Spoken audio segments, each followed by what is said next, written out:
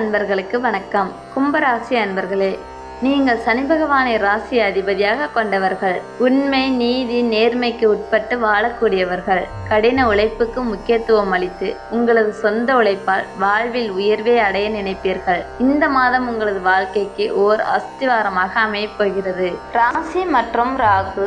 உங்கள் ராசியில் கும்பம் ராசி அதிபதி சனி பகவானும் ராகுவும் இணைந்து சஞ்சரிக்கிறார்கள். தொழில் ஸ்தானம் 10ஆம் இடம். சூரியன், செவ்வாய், சுக்கிரன் ஆகிய 3 கிரகங்களும் தொழில் ஸ்தானத்தில் உள்ளன. பாக்கியஸ்தானம் 9ஆம் இடம். புதன் பாக்கியஸ்தானத்தில் இருக்கிறார். முக்கிய பலன்: கடின உழைப்பாளிகளான உங்களுக்கு இந்த மாதத்தில் வருமானம் சீராக பெருகும் வாய்ப்புண்டாகிறது. உழைப்புக்கு ஏற்ற அங்கீகாரம் கட்டாயம் கிடைக்கும். தொழில் வியாபாரத்தில் முழு கவனம் செலுத்தினால் வெற்றி வாய்ப்பை நிச்சயம் பெறுவீர்கள். நல்ல நேரம் வந்திருக்கும் நிலையில் அதற்கேற்ற முயற்சிகளில் ஈடுபடுவது அவசியம். உங்களை எதிர்த்து செயல்பட்டவர்கள் இப்போது தானாகவே உங்களை விட்டு விலகி விடுவார்கள். எந்த பிரச்சனையும் இருக்காது.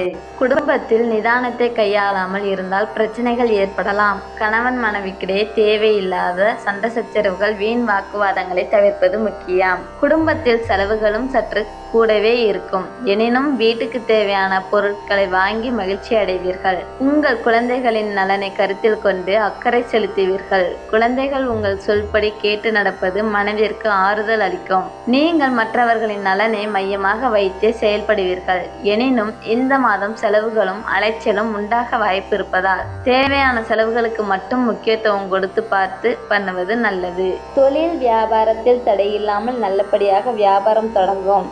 இது தொழிலை விரிவாக்கம் செய்ய சரியான காலகட்டம். வருமானம் அதிகரிக்கக்கூடிய வாய்ப்பு இருப்பதால் அதற்கேற்ற அலைச்சலும் உண்டாகும். உத்தியோகத்தில் நீங்கள் செய்யும் சிறப்பான வேலைகளுக்கு சிறப்பான அங்கீகாரமும் பாராட்டும் கிடைக்கும். ஒரு சிலருக்கு பணிமாற்றம் வரக்கூடிய அமைப்பு உருவாகி உள்ளன. புதிய ஆர்டர்கள் கிடைப்பதில் மட்டும் கொஞ்சம் தாமதம் ஏற்படலாம்.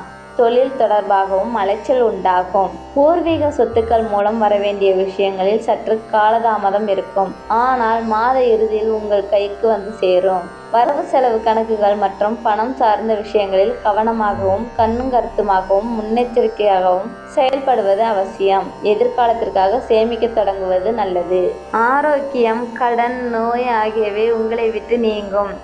ஆயுதம் அல்லது நெருப்பு சம்பந்தப்பட்ட வேலையில் இருப்பவர்கள் அவற்றை பயன்படுத்தும் போது கவனமாக கையாள வேண்டும். வாகனத்தில் செல்லும் போதும் எச்சரிக்கையாக இருங்கள். தைரியம், தன்னம்பிக்கை அதிகரிக்கும். புத்தி கூர்மையோடு செயல்படுவீர்கள். பாடங்களை படிப்பதில் கூடுதலாக நேரம் ஒதுக்கி படித்தால் நல்ல மதிப்பெண்களை பெறலாம். கலை மற்றும் அரசியல், கலைத்துறையில் இருப்பவர்களுக்கு பணிகளில் களையளிப்பதாக இருந்தாலும் இறுதியில் நிறைவான மன திருப்தியை அடைவீர்கள். அரசியல் துறையில் இருப்பவர்கள் தேவையற்ற வீண் விவகாரங்களில் தலையிடாமல் ஒதுங்கி இருப்பது நல்லது.